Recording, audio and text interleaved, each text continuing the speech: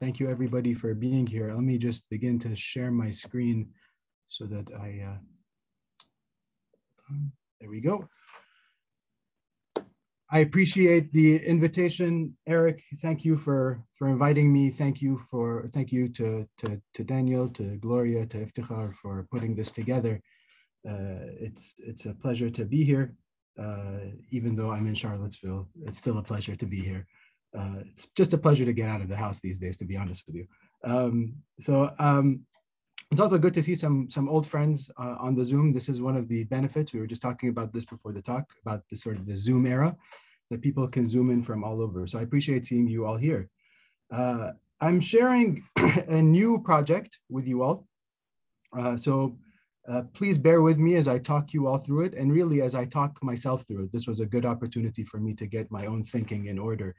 I sort of shared bits and pieces of this in other forums before, but nothing so long as this maybe.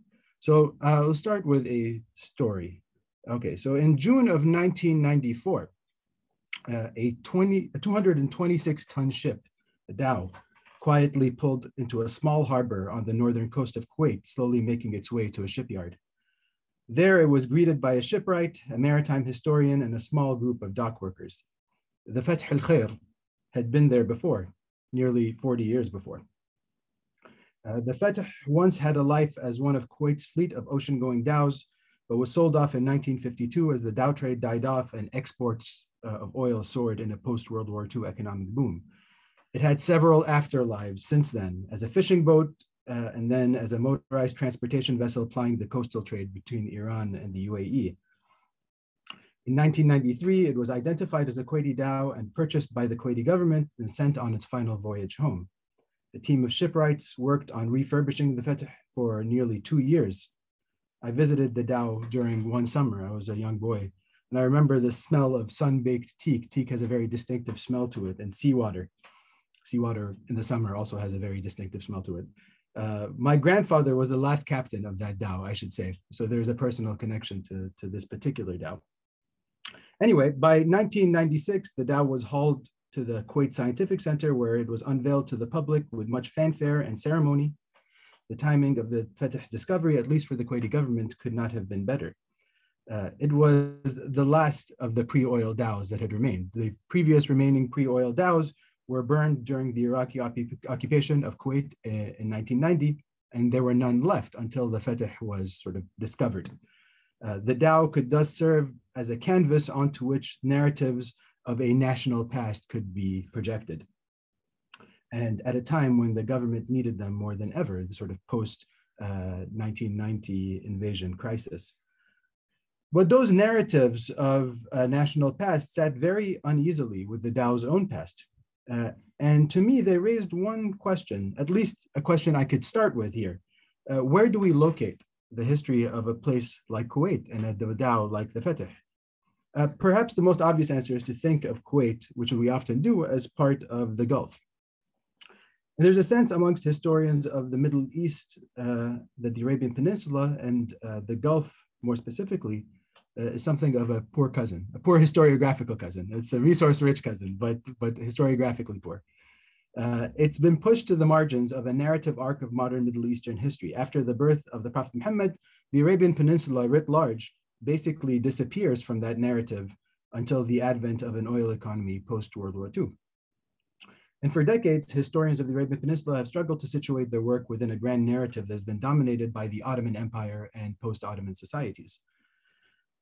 My approach to reading and writing the history of the Arabian Peninsula is based on a somewhat simple premise. It's that the history of the Arabian Peninsula and the sort of states that make it up don't play out in the Middle East alone. They play out around the Indian Ocean world as well.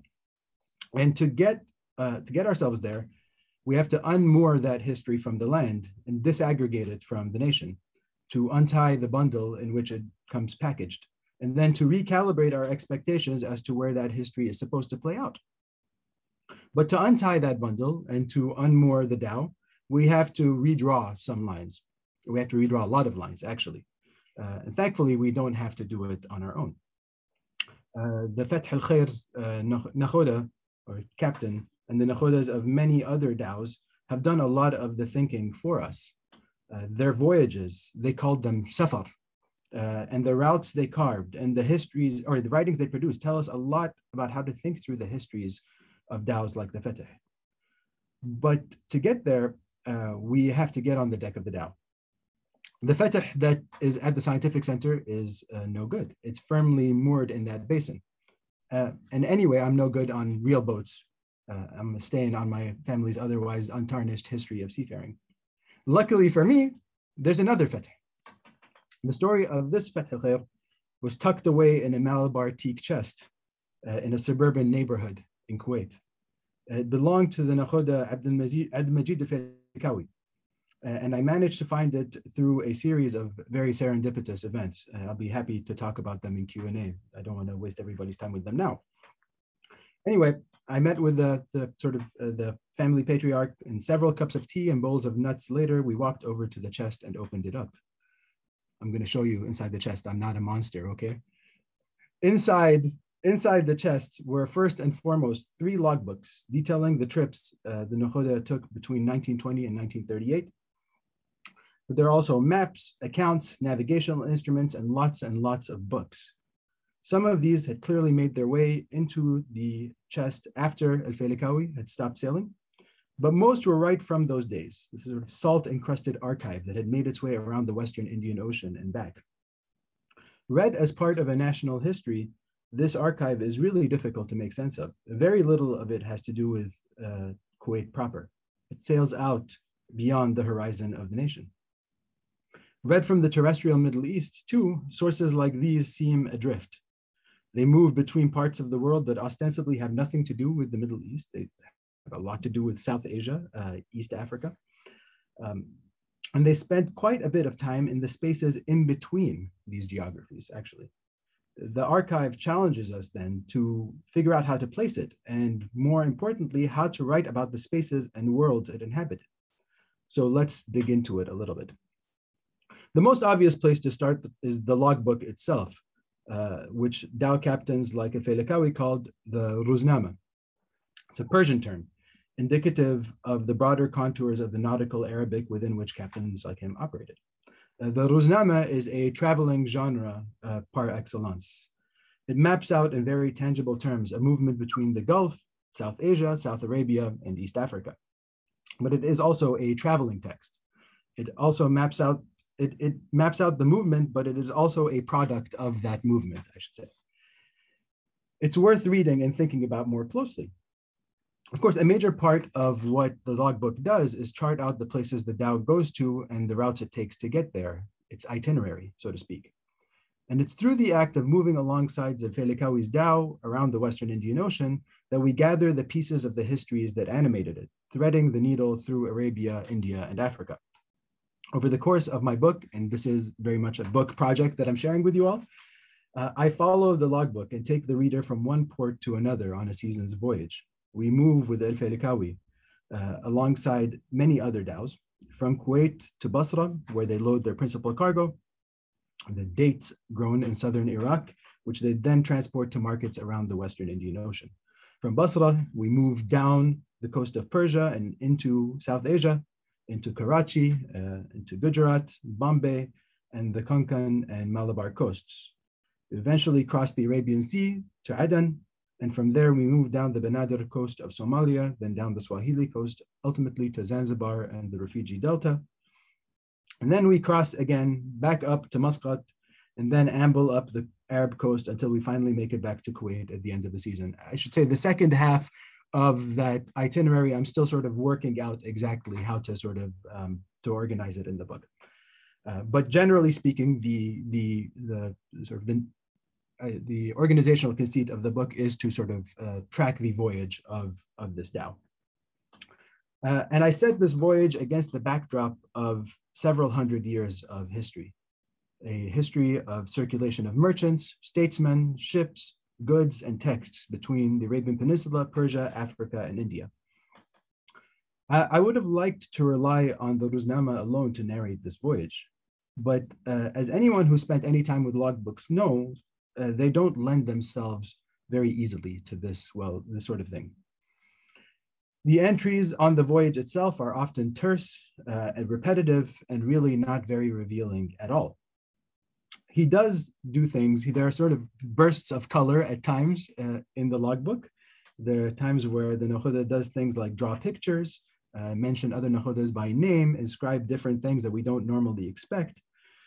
But most of the time, what he and others give us is a very brief description of their position, the wind, the current, location generally. So to open up the entries and animate them a little bit more, I draw on different collections. As we sail around the Indian Ocean on Al-Failakawi's dhow, we meet the different actors he did business with, and we learn about the connected worlds that they inhabit. I rely principally on the collections of two merchants. First is the date merchant, Muhammad Al-Matruk from Basra, whom you see on the right over here. But then also the merchant and banker Muhammad Al-Sdirawi in Bombay. Both of them are Failakawi's contemporaries, and between Al-Matruk and Al-Sdirawi, there are about 25,000 pages of correspondence that I have. I should say correspondence, accounts, other materials spanning a very, very broad geography, virtually all of the Western Indian Ocean. Most of their materials consist of incoming letters and instruments. The outgoing ones are obviously elsewhere. They're not in this archive. And while this poses interesting challenges in terms of getting a sense of who these individuals are, we get a strong sense of their overlapping commercial networks, actually. I also draw on the letters of a family of traveling Kuwaiti nakhodas in the Indian Ocean, the Al-Ashusis. Actually, I'm thinking about including a separate voyage by them in the book. But again, just thinking through all of this now, nothing set in stone. Most of the Al-Failakawi stuff has been written, and now trying to figure out what to do with the second half of the voyage, I should say, that half of the book has been written. But more than that, we get through these writings, we get a taste of the histories of Arab migration, of settlement, and integration into the fabric of life in South Asia and East Africa. These are people who set up offices and owned property, but they also married, they had children, and they worked to maintain connections to different parts of the Arab world. As-Sudayrawi, for example, in Bombay, maintained an extensive correspondence with different journalists in Cairo and Beirut, and subscribed to newspapers and journals from there, which he would forward to other readers in Kuwait. And there were many others like him in Bombay, a whole society of Arab merchants, Gulf Arab merchants and intellectuals who helped finance key aspects of the Arab intellectual renaissance, the Nahda, which has formed such a critical part of the narrative of the modern Middle East. People like Sdirawi, Al-Matruk, and others are all people who tell their own stories of worlds that have been written out of our notion of a terrestrial Middle East. But for this talk, I'd like to focus less on the question of the Middle East than on focus more on the connective tissue, the questions of how to write about this sort of connected history. And to do that, let's get back to the logbook. When I first opened up the logbook, the first thing that sort of leaped out at me were the contracts. There were a series of contracts that were inscribed onto the inside cover of the very first book I opened up. There's also a note at the top in which he states his name, descent, and family origin. Al-Failakawi, although the family comes from the island of Failaka off the coast of Kuwait, the family origin is actually another island, the island of Kharij off the coast of Iran. He also says that the book entered into his possession in 1924. There are two inscribed contracts here for debts taken by different individuals with varying combinations of the names Hassan, Ali, Muhammad, and Ahmed. All were entered into in 1341 Hijri, 1924, which is the same year that he came to own the logbook, which is also the same year that I framed the entire voyage around. This will matter, I promise. I was struck by these contracts in part because I just published a whole book in which I thought about debt contracts just like these, but also in part because I found it so jarring that they would be copied into a logbook. The question that immediately came to mind was why? Why? This is a logbook. Why would you have copies of contracts in a logbook? And it turns out these were not the only ones. Inside the logbook were lots of other contracts covering all sorts of different situations. There were acknowledgements of debt linked specifically to particular commodities. Rice turns up a lot. There were several contracts for loading and freighting dates, which was, of course, the principal cargo that Al-Failakawi and other nakhodas did business in. And there were what we might call money orders, requests from one person to transfer money over to another port city. What struck me about these documents is the degree to which they mapped onto a world of documents out there in the marketplace, punctuating virtually every moment in the movement of the dhow from the Gulf, around the Gulf and around the Western Indian Ocean, were different financial and legal instruments. There were contracts, there were notes, orders, receipts, accounts in Arabic, Persian, Gujarati, and English, and often 2 or 3 of these languages at once. It's a veritable cornucopia of instruments, all of which formed the documentary infrastructure of the marketplace, of the maritime bazaar. And I'll come back to this term bazaar later. We see these scattered across different private archives around the Gulf, especially Al-Matruk's archive in Basra and Isdirawi's from Bombay. They're transactional ephemera that when read on their own and disconnected from one another are difficult to make any sense of, but when connected to one another can give us a sense of the marketplace, a much more textured sense of the marketplace. I found myself increasingly drawn to this ephemera and the possibilities of drawing out the ideas that are embedded within them, the concepts surrounding wealth, property, personhood, exchange, and time that animated the marketplace. And we see parts of this process here, and I'll say more about it later. I keep saying I'm going to say more about it later, and I might not say anything about it later, but just to say that it's on my mind. It's a way of sort of bookmarking it at least. Okay, because although the contract inscribed into Al-Failakawi's logbook point to a broad world of contracting, they are not actual contracts. They are not actual contracts that he copied into his logbook. This is the important part. I want to draw your attention to the dates again. Those of you who can see it on this, actually. There are just too many contracts that take place on the same date. This over here on the left side of the page, all of the contracts, actually, with the exception of one contract on this page, all of the agreements have taken place on the 22nd of Muharram in 1341 Hijri or 1924. This is not, I mean, there's no possible way that one person entered into all of these agreements on a single date. Some of them take place in very different port cities.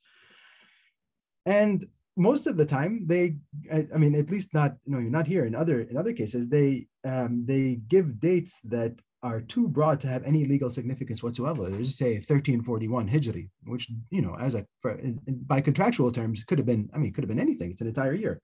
And then there are others that he copies in that have no dates at all. But the real kicker is one contract here on the bottom right, in which there are actually no names in the contract. And I'm going to zoom into it right here for you. And I gave you a translation this time too. You're welcome. The contracting parties here are referred to as Fulan bin Fulan, literally so-and-so, son of so-and-so. And so we have various degrees of abstraction and anonymization here. The contracts trace the movement from specific to the generic, we might say. And reading Al-Failakawi's different contractual templates together, we begin to get a sense of the different legal forms that punctuated the itinerary of the dhow, the matrices of rights and obligations, the multiple temporalities, and the various genres that shape the movement of people and goods and money. But more than that, it forces us to come to terms with the process of thinking and learning about these forms by stripping them of the elements that gave them legal force, but retaining the formulas that gave them their shape. Al-Failakawi opened up the possibility of reanimating the documents whenever he needed to. This was not static legal knowledge, in other terms. It's not static legal knowledge. It moved from one person to another and around the shores of the Western Indian Ocean on the deck of the dhow. And here I'm going to sort of break with the script for a second to tell you, actually, I strongly suspect that the contracts that are copied in were actually not copied in by Al-Failakawi at all, but rather by his father-in-law, whom he had apprenticed with. Because the handwriting just doesn't match up, not very well, at least. And so to think of these logbooks as actually artifacts that are passed down from master to apprentice, and all of these forms, sort of learning about these forms as actually being in circulation from one nakhoda to another. This is legal thinking in motion, moving from the world of contracts out there to the page of the notebook and then back out again. And that's not the only place in the logbook where we see this sort of active thinking. Here, so far, I've been on kind of firm ground for myself. I often call myself a legal historian, and I'm very comfortable in thinking about matters of law. But actually, the bulk of the logbook has nothing to do with matters of law. Most of it has to do with matters of navigation. There are more notes on navigation than there are on contracting. And Failakawi lays out, or maybe his father-in-law, well, most likely his father-in-law, I'm going to say it, lays out different principles, different tips for navigation, and inscribes different data points. Some of these actively reference other authors, like the famous 15th century Arab navigator, Ahmed ibn Majid, who authored the Kitab al-Fawaid, and whose name turns up several times in this logbook. Rather than think of these as merely functional notes on navigation, we might better understand them as sort of the conceptual and textual universe within which the movement of the dhow took place. Through his notes, we see Al-Failakawi's engagement with a literary tradition. Over the course of the 19th and 20th centuries, nakhodas from around the Gulf produced writing on various aspects of navigation in the Indian Ocean world. They produced sailing manuals, they translated nautical almanacs, they produced manuals on weighing and valuing pearls and on managing accounts. These were sometimes long treatises, other times very short discussions or pamphlets. And they wrote in mixtures of poetry and prose, which is frustrating me to no end because in my growing up in Kuwait, in my Arabic classes, when we were learning all these things, I always checked out when we were talking about poetry. I generally dislike poetry, which is a horrible thing to admit as a humanist, but it really just does not appeal to me. But now I'm having to grapple with it. It's very uncomfortable. And for the nakhodas of the 20th century Gulf, Ibn Majid was still present, of course, as we saw in Al-Failakawi's writing. But there were others. A more immediate reference for the nakhodas of the 20th century was Isa al-Ghatami, the Kuwaiti nakhoda Isa al-Ghatami. And particularly that book that you see in the middle, the Dalil al-Muhtar fi Ilm al-Bihar, the perplexed guide to the knowledge of the seas, or the perplexed guide to the seas, which he published in 1917. And Ghatami is a fascinating character. He's a nakhoda, but he's very much an intellectual as well. And he writes across these different maritime genres. He writes sailing manuals, trading manuals, pearling manuals, and even wrote an unpublished history. He writes a history of Oman, which everybody acknowledges that he wrote it, but nobody's actually seen it. And he dies in Oman later on in the 1920s. Of all of his writings, of course, the Dalil is probably the most famous, or at least has the most posterity. For the nakhodas, the Dalil became a standard reference. Observers of dhows in the early 20th century would make reference to the manual, would talk about nakhodas using it. The Australian traveler, Alan Villiers, recalls seeing a well-thumbed copy of Al-Ghatami's manual on board one of the dhows that he visited.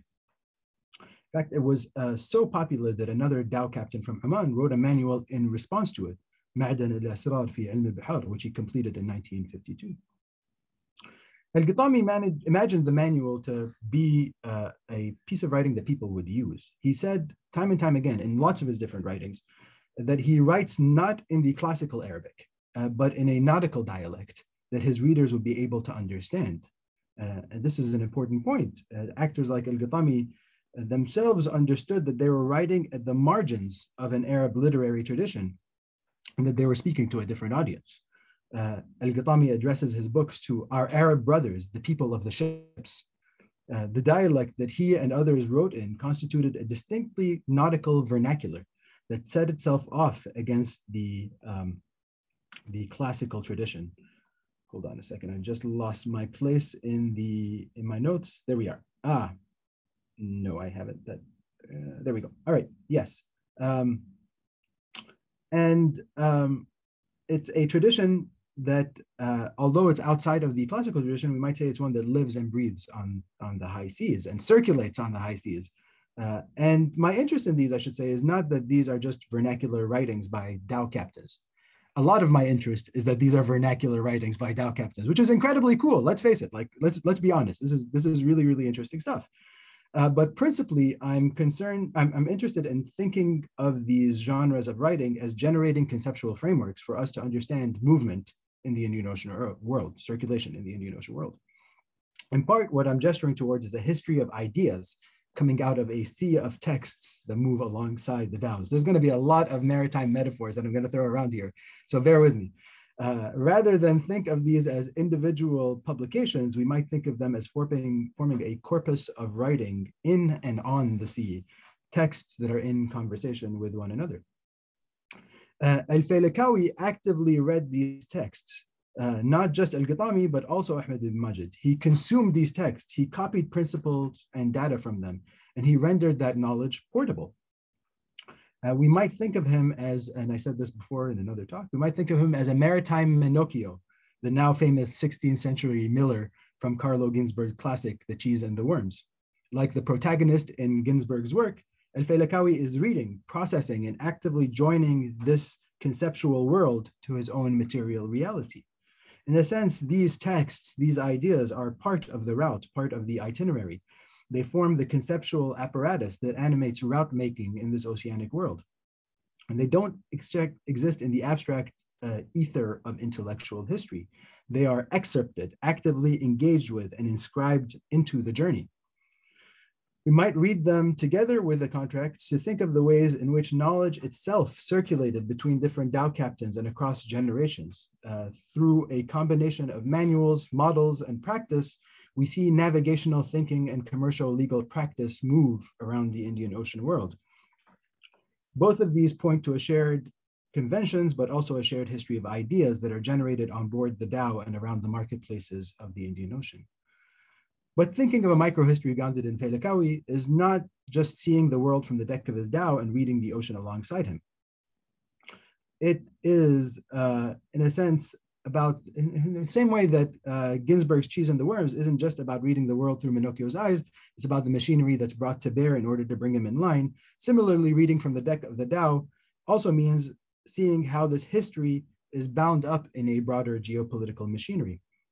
By the time of Al-Failakawi's voyages, the British Empire had already reconfigured much of the political and economic geography of the Indian Ocean world. By the late 19th century, at least in the Western Indian Ocean, virtually all of the sheikdoms of the Gulf had entered into treaty relationships with the government of India. The emergence of colonial capitalist centers like Bombay, Karachi, and Aden, too, reoriented many of the Gulf merchants towards these new destinations. And this was further reinforced by growing infrastructure of telegraphs, steamships, and banks. The mobilities that someone like Al-Failakawi engages in, the routes that he traversed, were in a sense rerouted or channeled through new nodes of imperial power. But it was not just a question of politics and power.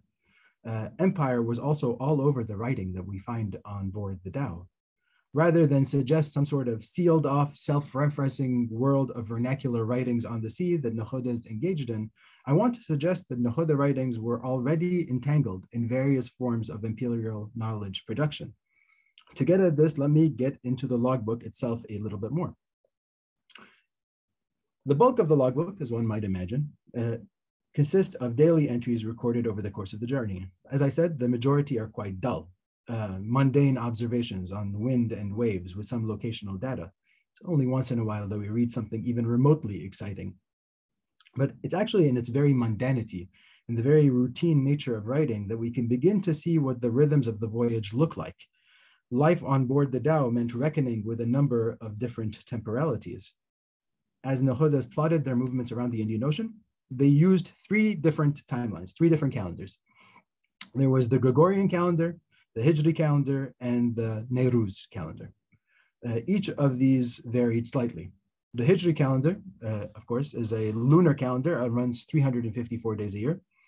The Nowruz calendar, however, is a solar calendar, starting with Nowruz, the Iranian New Year, and runs 365 days. So why would we have these two and also the Gregorian calendar? To understand that, we have to think of the rhythms of life on the dhow. So let's start with the first two. We might think of the Nowruz as the time of nature, which is regular and recurring. At some level too, it's almost actually infinite. It's the time of the winds, the time of the stars, also the time of agricultural cycles, of harvests. And then we have the Gregorian calendar, which here he calls the Ingrisi calendar, or the English calendar. Well, we might think of that as marking the temporalities of empire. Because over the 19th and 20th century, British officials attempted to craft a transoceanic imperial surveillance regime designed to track the maritime flows of goods and people in the name of combating piracy, slave trafficking, and smuggling. For nakhodas, navigating this world of empire meant engaging with graphic artifacts like customs records and manifests, permits, quarantine documents, safe conduct passes, receipts, and other manifestations of an imperial bureaucracy. There are many of these that make their way into the Malabar chest, but let me talk about two immediately salient ones. When captains like Al-Failakawi lost sight of land, they had to calculate their position based on measurements they took of the sun at noon. In these moments, the logbook entries look a little different. They're longer and they record measurements taken. After listing such a series of such measurements, captains like Al-Failakawi would invariably state that they entered it into the Nuri. It was only after a lot of asking around that I came to learn that this was a reference to Nori's nautical tables, which they used to calculate the readings error. That is, to correct the readings of the declination and angle of the sun, which is crucial to wayfinding because these shift over the course of the year. A copy of the Nori was sort of a standard artifact that you would find in a dhow captain's chest, and it was, of course, also in Al-Failakawi's chest.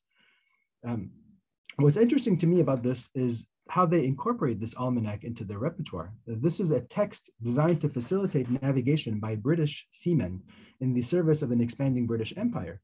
And yet these captains are able to seize on it and incorporate it into their daily navigational practices on board the dhow. Immediately, this destabilizes our notion that there is an Arabic tradition of navigation that is somehow separate from a European one. It suggests that there is at least a degree of entanglement between these traditions, that the temporal horizons of the dhow and those of empire bleed into one another more than we might have previously thought. But there's more. There is always more. Actually, the very first thing I saw in Al-Failakawi's chest was a layer of rolled up maps. Since I hadn't actually seen maps that nakhodas used before, I was incredibly excited. The excitement took on a slightly different hue when I realized that what I was looking at were British and French naval maps, British Admiralty maps. These were annotated, but these were annotated in the nakhoda's hand. He purchases them and he makes note of whom he purchases them from. He purchases them and annotates them. And in purchasing these maps, annotating them and circulating them around the nakhoda community, nakhodas actively domesticate the tools of imperial expansion, weaving them into their own systems of knowledge, which of course are already bound up in imperial systems of knowledge. And of course, the British and French empires were only the latest among many in the Indian Ocean. By the time the British Empire shows up, there has already been 400 plus years of encounters between dhows and empires, and that's just European empire, of course. And none of these are discrete encounters, we should say. We ought to imagine or conceive of an historical imagination among nakhodas in the Indian Ocean that is capacious enough to accommodate all of these empires together. A sense of historical time that can bear that weight, I should say. The Gregorian calendar, the Ingrisi calendar here, could just have well as been the Ferengi calendar, the Faransi calendar, or any other sort of vernacularized European calendar. By contrast, we might think of the Hijri calendar as marking a different temporal horizon of religious ceremonies, of Eids, and other occurrences, of course, but also of the marketplace that Al-Failakawi and others move through. We might call this the time of the bazaar. Because as the dhow sailed around the Indian Ocean, it moved through a trans-regional marketplace populated by people, the Metruks, the Siderawis, the Ashuzis, and many, many others, but also by different forms and ideas. Shaping much of the itinerary of the dhow, as I've already suggested, is a world of contracting, of receipts, of money transfers, and of all of the different devices and ideas that animate markets. I have lots of thoughts on this idea of the bazaar. Lots of thoughts on the idea of the bazaar, enough to fill a whole book on the bazaar. But let me just share one or two, at least related to this project. First, the dhow's travels are not separate from this marketplace, right? It is deeply bound up in this marketplace. There's a reason that Al-Failakawi has so many of these forms copied into his logbook, templates for so many of these forms copied into his logbook. The voyage simply does not happen without this contractual infrastructure being there. But second, we need to think of these forms as not being somehow separate from the world of empire that we've just been thinking about. If we read it from the Bazaar, the economic history of this Indian Ocean world, looks less like the stories of divergence between the Islamic world and the West that we've often heard, and looks actually much more like a story of convergence. There's much more to say and write about that, but I'll have to put a pin in it for now and get back onto the dhow. What does all of this mean? In fact, I mean, there are so many moments in the logbook in which we see these scratched out notes, and I think he is also asking himself this: what does this all mean, anyways? What is actually going on here? I've spent the last few years asking myself this question: what does it all mean, anyway? And I'm not sure that I have an answer, really. Nothing like an argument, at least. Okay, but here are some thoughts on the project in lieu of an argument. Part of what I'm trying to work out here is the issue of writing. And I mean this in quite literal terms as well. I'm grappling with these actors' writings and others like it, and the worlds that they moved within, but also the channels of movement that they traced out. In part, I'm thinking through writings like Al-Failakawi's logbook, the sort of daily inscription of movement, the excerpting from different texts, the abstracting from different contracts. But I'm also thinking through the more public-facing writings that nakhodas engaged in, the manuals, the almanacs, the writings of that sort. Nested in this theme, maybe we can call it, are questions of writing and mobility, the entanglement of vernacular and colonial forms of knowledge and expression, and the processes through which actors actively thought through their writing. But driving the project is also the question of how to conceptualize this kind of history, which ultimately takes us back to one of the questions I began with: where to locate the history of places like Kuwait and the histories of dhows like this.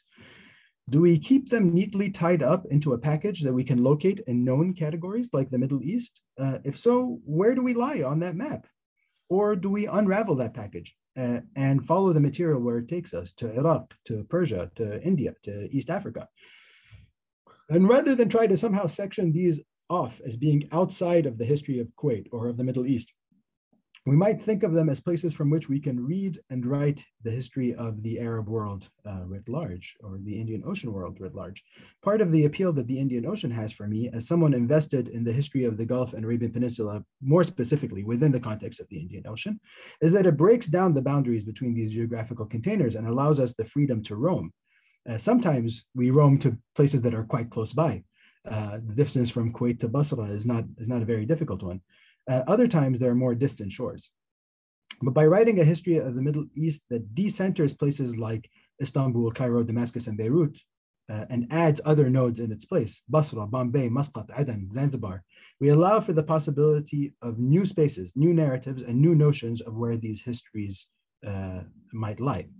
Here, a return to the idea of the route is sometimes useful for me, or maybe just reassuring and not actually very useful at all. As a mode of writing, the route opens up geographical pathways that might be less obvious. It allows us to move through space in particular ways, to disaggregate geographies and then reconnect those pieces in new ways. And maybe this is what safar, the voyage, can do. More conceptually, though, we can think of the route as allowing us to move through time as well. The routes of the present, Al-Failakawi's present at least, bore the sediment of many centuries past. In lots of different ways, his readings on route making interweave past and present, the text that he engages with. Thinking with him allows us to write with a sense of time, again, a sense of time that accumulates, not one that just passes. The project that I've presented to you is in many ways an exercise in microhistory on the move, what I call an oceanic microhistory. Throughout this talk, I've trained my focus on Al-Failakawi and his dhow, and this is in part a narrative conceit. I want to write a history of dhows that brings the reader along on the voyage, rather than one that discusses them from a macro level perspective alone, which isn't to say I don't go macro. Part of the appeal of microhistory is its ability to cast light on larger scale processes. But I was also drawn in by the record that Al-Failakawi left behind, the sheer number of ego documents that he leaves behind, and the blending of genres that we see in his writings, and the moments of excerpting, abstracting, calculating, and the moments of confusion as well. And the circuits of thinking and writing that he is very clearly a part of. This microhistory involves no major conflict. There's no huge trial here, nor any of the big legal dramas that we often associate with that genre of writing, the microhistory. Instead, we get an archive of material that casts a wide net on matters of navigation, of commerce, of literature, and of movement more generally. And this may be what Al-Failakawi's writings offer us, a small yet mobile vantage point from which we can see at least some of the conceptual work that conjured up a transregional world, one that's dispersed across coastal Arabia, India, and East Africa. Al-Failakawi's movements are not incidental to this bigger picture. In fact, they trace out the picture itself. If these are scattered histories, it's by moving that we can gather what has been scattered. And if Al-Failakawi might have been remarkable in the texture of the record he leaves behind, he was not exceptional. I've already taken up too much of your time with dhows, but let me end with just one last vignette, I promise, one from another time, another place. In 1898, the British consul at Muscat walked into the palace hall of the Sultan, Faisal bin Turki al-Busaidi. He handed the Sultan a list of 30 dhows and their owners, whom he suspected of using the French flag as a cover for their involvement in the slave trade. They all came from Sur, a small port city near Muscat. Two of the people on the list were Jum'a bin Sa'id and Khalfan bin Ahmed, respectively the owner and nakhoda of a dhow. Its name was the Fath al-Khair. List in hand, the Sultan seemed nonplussed. God knows, he wrote, there may be 20 people in Sur named Jum'a bin Sa'id or Khalfan bin Ahmed, and likewise 20 dhows named Fath al-Khair. Thank you all again. Great. Thank you so much, Fahad. There's a lot of clapping hand icons going, which I hope you can hear. That's fantastic. I'm going to just open things up for questions. If anybody has a question, you can raise your hand or put the question in the chat, and I'm happy to call on you. I should say this is a project that is very much still taking shape, although I've written a good chunk of it. I'm still thinking through a lot of the stakes. So any feedback, any thoughts, any provocations, criticisms, just don't be too harsh. Don't be too harsh. Okay, great. We have a question from Atharva Barve. Atharva, do you want to ask a question? Yeah, sure. One thing is, I'm sorry I couldn't turn on my video right now, but my question is to do with the culture of navigation. So I think earlier in the presentation, you had briefly mentioned something along the lines of like, there's no strong Arab culture of navigation, and it's somewhat intertwined with almost like a culture which is found in Europe. How do you know that for sure? Because I was thinking, what if they had like a culture before, but then as like the Western empires became stronger, that's when it started to intertwine? How do you know there wasn't something like strong, like Arab navigation culture, like before the intertwining of like Europe and like the Middle East? Oh, I first of all, thank you. It's a great question. I don't think I would ever suggest that there was never a thing called Arab sort of navigational tradition. I'm slightly suspicious when somebody sort of ascribes an ethnic category to something like a navigational tradition, as though this were somehow contained within an Arab tradition itself. That aside, one might say that, you know, in the sort of medieval, very sort of so from the early to late medieval period, we see something that emerges that looks like an Arab navigational tradition. Of course, we'd have to really expand the category of what we consider to be Arab to include Persian and other things. It becomes kind of an unwieldy claim to make. But what I was saying was that our pre-commitments to the notion of an Arab nautical tradition actually keeps us from seeing the degree to which at various junctures in history, and I'm talking about, I mean, it's quite late that I'm talking about, or that I'm writing about here, sort of late 19th, early 20th century, But it keeps us from seeing the degree to which that tradition actually is drawing on nautical knowledge from sort of different empires in the area and incorporating it within that literary tradition, within that nautical tradition.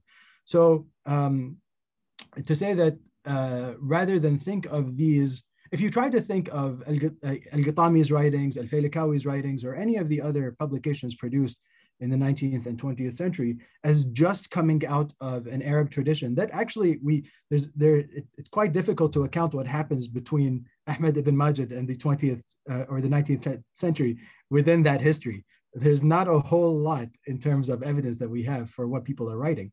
But if you try to account for it, even if you go through the mental gymnastics of trying to connect those dots, you're going to find yourself quite confounded by the fact that there are references being made to practices and concepts here that have nothing to do with that tradition, that nautical tradition, that are very obviously and very explicitly drawing on a European tradition, and in fact, oftentimes are translating from that. So, one genre of writing, which it's called the Natija, it's essentially an almanac. Oftentimes, these are literally just translations of European nautical almanacs into Arabic. I mean, not to say that translation is a straightforward process. Of course, in translation, there is always a sort of recoding. But to say that we can't understand them as being somehow separate from one another, at least this late in the game, is the claim I was making. But thank you. Thank you. Thank you. We have a question from my friend and colleague, Robert Travers from the History Department at Cornell. Yeah, thanks so much. Can you hear me? Oh, my headphones working. Okay, great. Thanks, Fahad. That was really a great talk. And I was fascinated by, I was thinking as you were talking about periodization, because at the start you said, you had these 20th century documents, but you were putting them in several centuries, which struck me. And then later on, you talked about time in this archive, kind of a sense of time accumulating rather than just passing, a kind of layering effect. And so I'm wondering how this project has made you change how you think about not just, how we think about different regions, but how we think about periods and periodization in history. And I wonder, by the end, I was wondering whether periodization works differently on sea than on land. In other words, is there something about the kind of trans-temporality of the dhow form that is, that constitutes its own? We have to rethink periodization from the sea. That's the question. Yeah, that's a great question. And first, I should thank you, Robert, not just for that question, but very, very early on in when I was first sort of drafting the Sea of Debt, we were at a workshop at Harvard together, which you may not remember, but you asked me a series of questions on a paper that I presented there that really sort of blew open the doors wide open for me and were incredibly generative. And so I'm thankful for those. I have lots of gratitude towards you for those, but then also for this question. Actually, I'm trying to think about thinking about periodization, what periodization looks like from the dhow is kind of a difficult thing. What we see is, part of what I'm seeing is the degree to which their notions of the past end up accumulating actually in certain sort of landmarks that they pass on the voyage. There's a sort of, the space and time are kind of bound up in one another here. And the reference, the landmarks that they, manatikh, they call them, the landmarks that they refer to, at times they refer to sort of certain battles between the Ottomans and the Portuguese. At times it was like a sort of Islamic, pre-Islamic figures. There are sort of different saints that emerge, shrines that emerge at different moments. And so there is a collapsing of these different periodizations or these different sort of temporal markers that we have, I should say, that happens as one moves from one point to another. What does it mean for how we order it? I'm having some difficulty with that. I will say that as I'm writing this, I'm finding myself less and less satisfied with the markers that we often rely on in Indian Ocean history. I mean, Middle Eastern history, let's set Middle Eastern history aside. There are all sorts of problems that people have acknowledged in that. but that somehow Indian Ocean history crosses a watershed with the arrival of the Portuguese. Surely, I mean, for these captains, it's very clear that this moment matters. But the degree to which they're able to blend sort of pre and post-Portuguese elements or sort of historical moments into the same narrative is interesting to me. But then there's this, I should say that the period, I mean, roughly between 1500 and maybe 1800 or so, which it's unclear what we're supposed to think of that period, right? So I mean, what captains have to say about the sort of what we can say about the British and the remaking of oceanic geographies is one thing, but there's this sort of 3 centuries, maybe 4 centuries, which is kind of just a waiting room. Well, we are waiting to become modern. Well, when do we become modern? It's when these guys arrive and we have all of these other things here, and it's something that I'm trying to. I'm not sure if I'm really sort of challenging it, but in trying to weave together sort of elements from the sort of pre-Portuguese past and the sort of 19th and 20th century present, to say that these, I don't know, I don't have a good answer for an excellent question, but there is a sort of a braiding here that's taking place, right? A temporal and spatial braiding that is taking place here that is somehow, in some ways, like it confounds our notion of a very sort of clear passage of time. The histories that these captains are talking about are not histories that happened so long ago, but rather histories that help them make sense of where they are right now, where they are in space right now. When they pass an abandoned fort, for example, and they say, we passed Rahma's fort. And the reference is Rahma bin Jabr, the pirate who took on the Al Khalifa and sort of bothered the British in the 1800s. Or when they say we pass this particular sort of promontory, and then there's a note that says, and this is where sort of Sidi Ali Reyes ends up in his travels. They're drawing on different pasts and sort of weaving them together to draw, to sort of map out I don't know. I'm gonna leave it there. But that's a really good question, and I'm gonna have to think through it. Okay, thank you so much to both of you. I'm gonna just go to a couple of questions in the chat. There's one from Deepti Murali, who says, thanks so much for this talk, Fahad. I want to go back to the beginning of your talk and learn a little bit about the chest from Malabar. Maybe you could tell us a little bit more about that chest, Fahad? Yeah, well, let me give a sense of the story of how I got to the chest, actually. I had been, so the Al-Failakawi's logbook had been published, and but the published version actually took out all of the really interesting stuff. It took out all of the notes, all of the drawings, all of the contractual templates, and they really just published the log of the voyage itself, the daily entries. And I'd been sort of reading it alongside other logbooks, and I thought, oh, this is really interesting stuff. And I wanted to write about Al-Failakawi, the material that, his voyages lined up very nicely with other material that I had. And then on one of my visits back home to Kuwait, I was mentioning this to a friend of mine, and he said, oh, do you know that one of our friends, his wife is from that family, the Failakawi family. And so I called up that friend and I went and I visited him, and we met his wife. I didn't say anything. And then her brother came over, and her brother shared the same name as this captain. And I thought, this is, the name Abdulmajeed is not a very popular Kuwaiti name, I should say. It's sort of unusual. And so then I asked them, what's the relationship here? And they said, oh, yeah, this captain, he was our grandfather. And I said, well, do you have anything had they left anything? And they said, yeah, we have a whole trunk full of his material at home. I'm sure our dad would love to have you over to chat about it. So I went over and we got to see it. The teak chest, the Malabar teak chest, well, this is, I mean, the Malabar was the principal source of timber for Kuwait.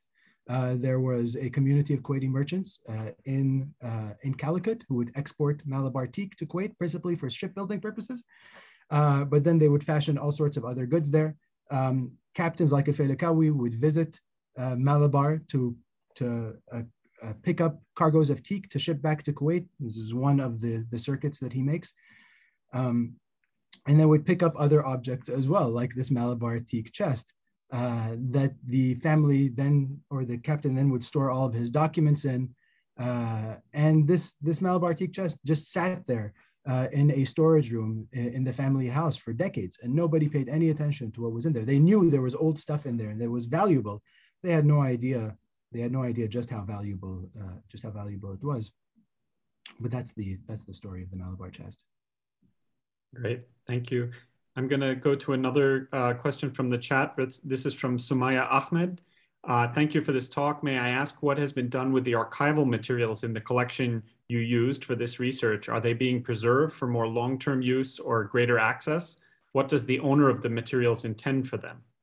Yeah, it's kind of it's a sorry state that they're in. Actually, the family is quite keen on these sorts of materials, and they recognize the value of them, but they have no sense of how to preserve them. And even the maps themselves, as I was unrolling the maps, parts of them would begin to sort of crumble in my hands, and I thought this is not good.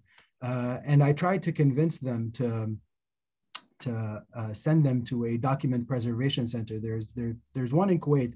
There's a much better one in the UAE, in which they'll sort of refurbish these documents, hand them back to the family, and then digitize them and put them on record. But then the family members were not, I should say, they were not convinced that that was a good idea. And truthfully, they were. It was only because of the connection that I had to their daughter through one of my friends that they even allowed me to come and see it to begin with. And then we were both from. My family my family is a ship captain family, a nakhoda family. Their family's a nakhoda family. We're able to bond on these sorts of things, and you build rapport with them over time. But even then, as I was there and I was photographing all of these things, you could sense that that the father was getting a little bit worried that about what I was going to do with this.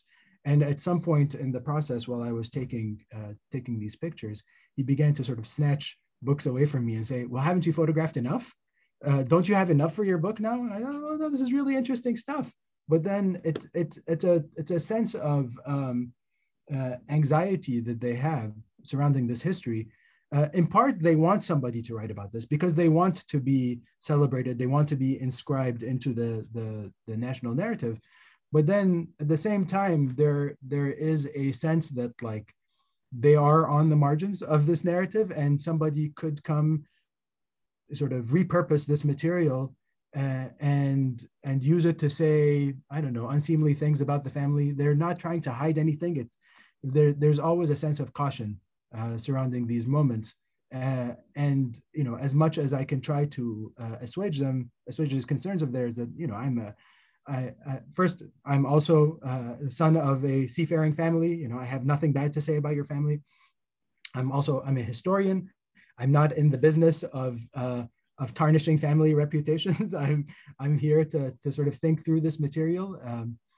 There is still a sense of concern that I'm not from the family itself, and that who knows what I might say with this stuff. And this is a concern that lots of different families articulate, all these different collections that I use.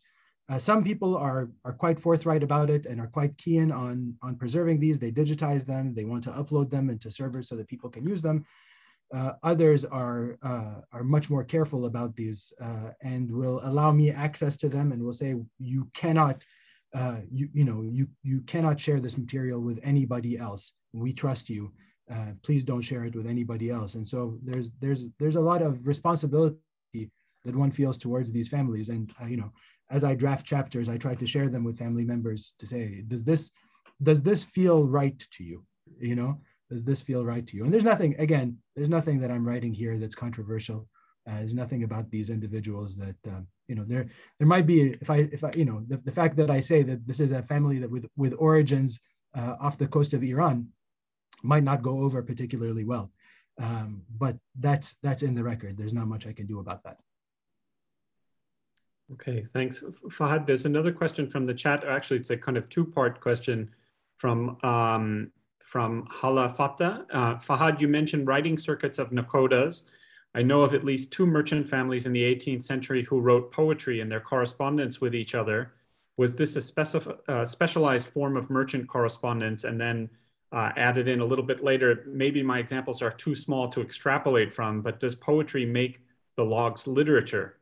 That seems like a really good question too. Yeah. I mean, I think the logbooks are literary in their own right, right? They follow there are particular conventions that these captains adhere to. There's a genre. There's a sense of genre here.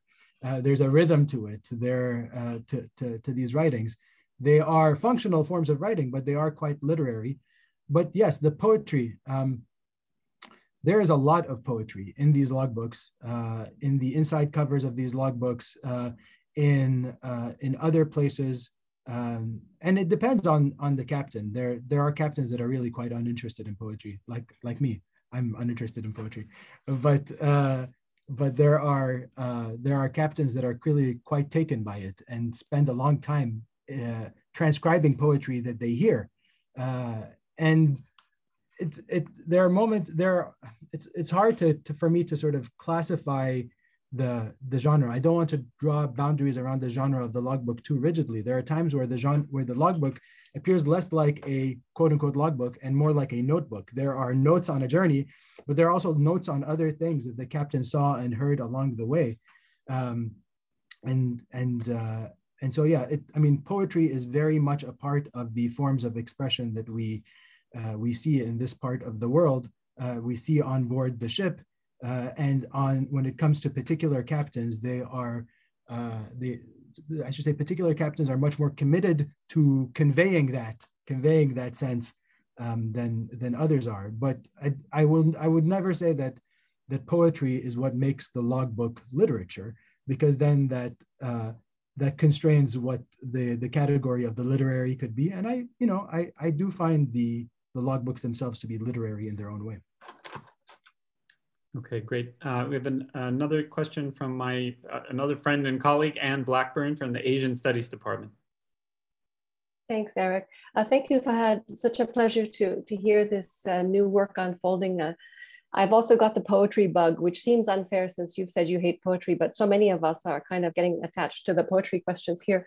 I wondered if it could relate to the larger themes that you raised about temporality and periodization. So I take the risk of circling back to it. And when I was looking at the calendar, I'm way outside my zone of expertise here. As many of you know, I'm a historian of Buddhism, but when I heard you speaking about the calendrical references and the use of the different calendars, and then you sort of talked about how to think about the calendar of Nowruz and the kind of Persian calendar in a sense. And and you talked about that in terms of natural temporalities and whatnot. Anyway, I was beginning to wonder about the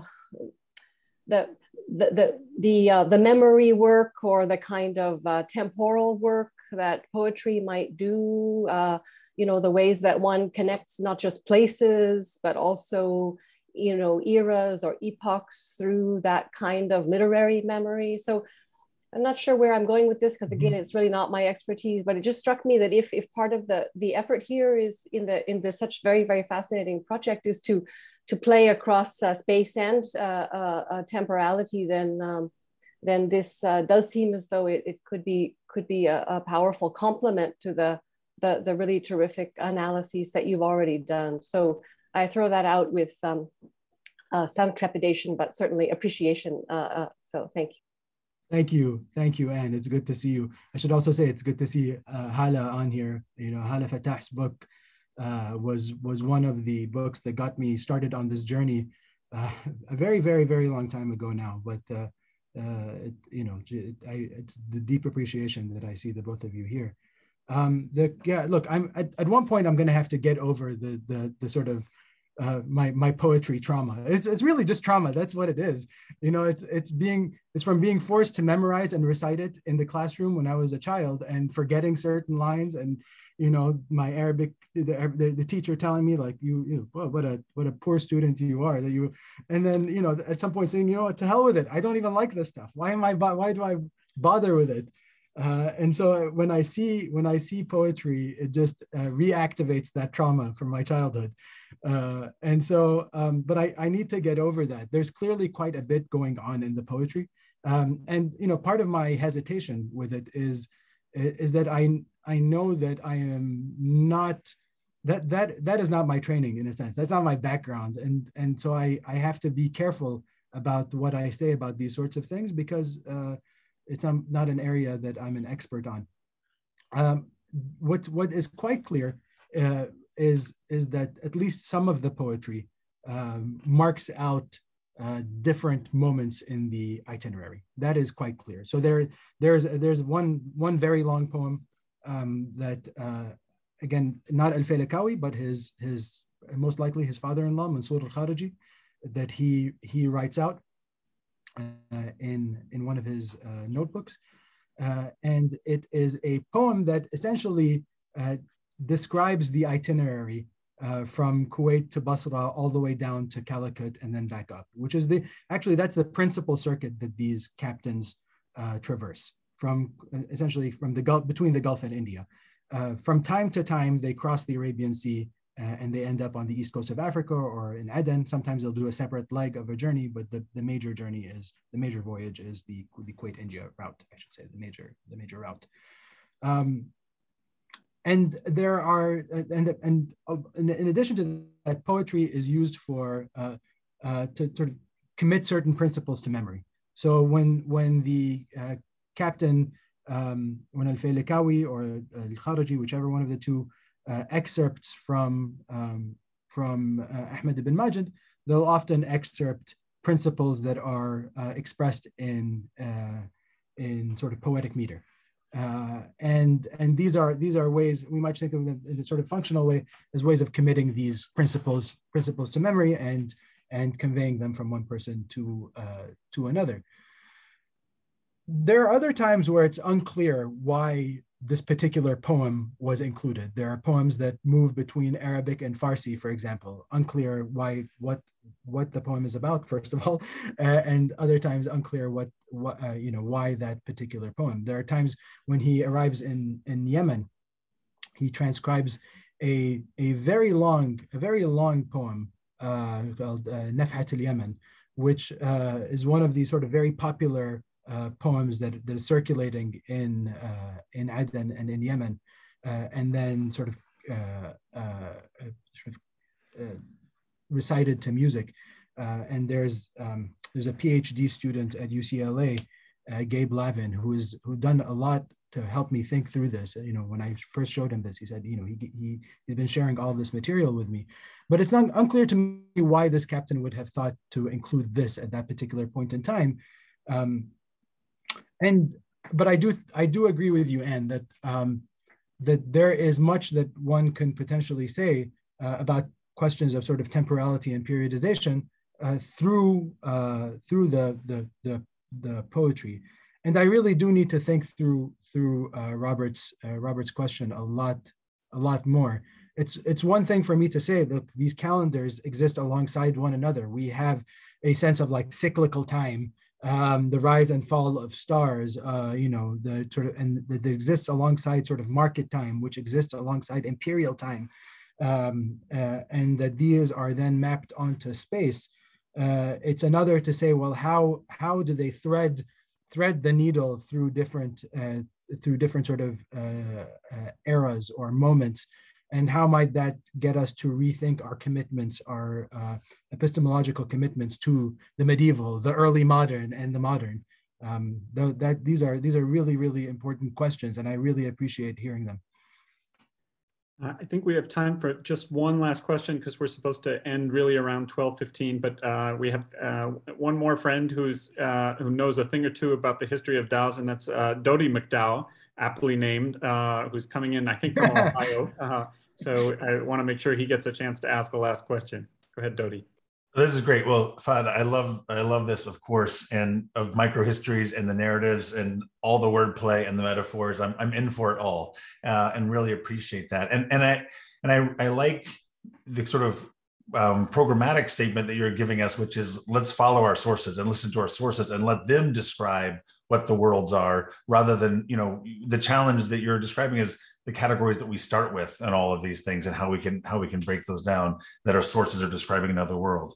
And so you're challenging Middle Eastern history, challenging historiography and Indian Ocean historiography.